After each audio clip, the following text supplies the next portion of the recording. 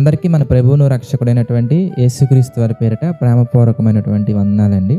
ప్రియులారా, ఒక మంచి ఫాదర్ ఎప్పుడు కూడా తన చిల్డ్రన్కి అన్ని విషయాలలో అనుభవం ఉండాలని కోరుకుంటారు. ఇంకా క్లియర్గా చెప్పాలంటే అన్ని విషయాల పట్ల అవగాహన కలిగి ఉండి ప్రతి పరిస్థితిలో కూడా దెబ్బతినకుండా అనుకూలంగా ఉన్న పరిస్థితులైనా కానీ ప్రతికూలంగా ఉన్న పరిస్థితులైనా కానీ లైఫ్ని లీడ్ చేసుకుంటూ ఒక గొప్ప వ్యక్తిగా ముందుకు వెళ్ళాలని కోరుకునే వ్యక్తే నిజమైనటువంటి ఫాదర్, బెస్ట్ ఫాదర్ కూడా.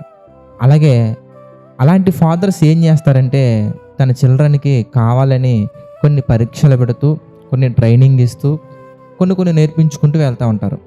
మనం అందుకే అలాంటి సినారియోస్లో ఒక సినారియో మనకి బాగా గుర్తుంటుంది. ఎక్కువ ఫాదర్స్ చేసే సినారియో ఏంటంటే ఈత నేర్పించడానికి పిల్లల్ని కావాలని స్విమ్మింగ్ పూల్లో కానీ, లేదంటే ఒక చిన్న బావిలో కానీ, ఒక చిన్న చెరువు లాంటివి ఉంటాయండి, చిన్న చిన్న గుంటలు అంటూ ఉంటారు, వాటిల్లో కావాలని తన పిల్లల్ని వదిలేసి బయటకు వస్తూ ఉంటారు.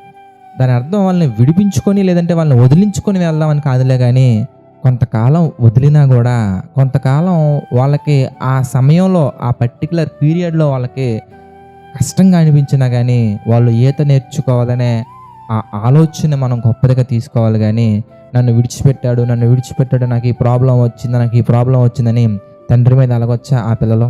అలగకూడదండి. ఎందుకంటే భవిష్యత్తులో నీవు గొప్పవాడిగా మారాలని ఈ దినాన కొంతసేపు మీ ఫాదర్ మీ విషయంలో చేసింది నిజమే, మీ విషయంలో చేసింది న్యాయమే అయి ఉంటే కనుక మన జీవితాలలో కూడా దేవుడు కొన్ని పరిస్థితుల్లో మనం ఎలా ఉండాలి, కొన్ని పరిస్థితుల్లో మనం ఎలా నడుచుకోవాలి అనే విషయాలు మనకు నేర్పించడానికి మన జీవితంలో ఎప్పుడూ చూడనటువంటి గొప్ప ఆశీర్వాదాలు వస్తూ ఉంటాయి. అదేవిధంగా మనం ఎప్పుడూ ఊహించినటువంటి ఎదురు దెబ్బలు తగులుతూ ఉంటాయి.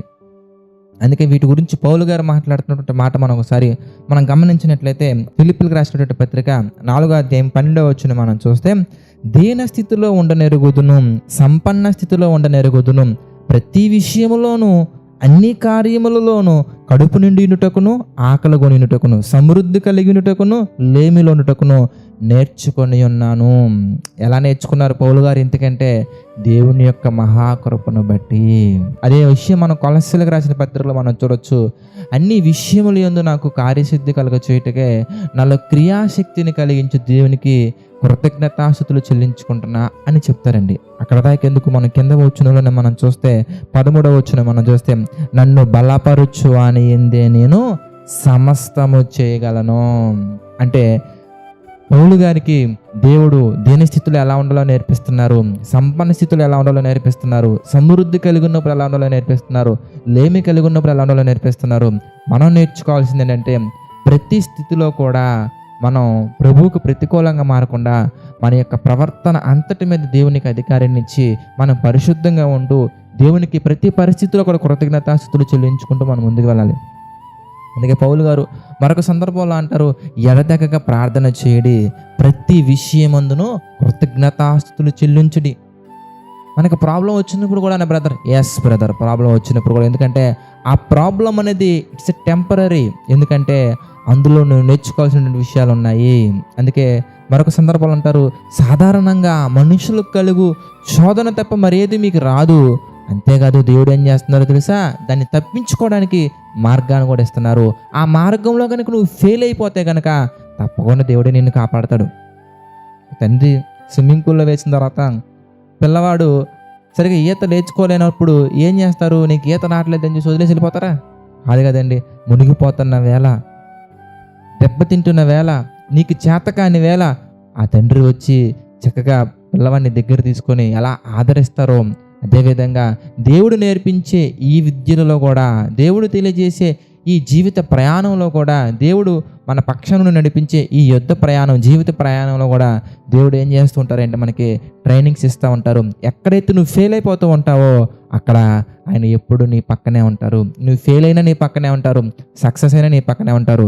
ఎందుకంటే సమస్తమును నీ ద్వారా చేయించాలని దేవుడు ఆశపడుతున్నారు కనుక ప్రతి పరిస్థితుల్లో కూడా ప్రభువుకు అనుకూలంగా ఉండాలని మనస్ఫూర్తిగా కోరుకుంటూ ఈ నా మాటలు ముగిస్తుంది. ప్రార్థన చేసుకుందామండి.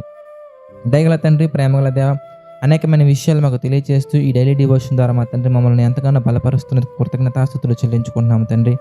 ప్రభు, ఈ డైలీ డివోషన్కి మా తండ్రి సహకారం నిలబడుతున్నటువంటి ప్రతి ఒక్కరిని మీరు జ్ఞాపకం చేసుకోండి, దీవించండి, ఆశీర్వదించండి తండ్రి. దేవా, ఎన్ని పరిస్థితులు వచ్చినా, ఎన్ని ఆటంకాలు వచ్చినా కూడా మా తండ్రి మీ కొరకు నమ్మకంగా బ్రతికే శక్తిని, ధైర్యాన్ని మా అందరికి అందించండి, సహాయం చేయండి తండ్రి.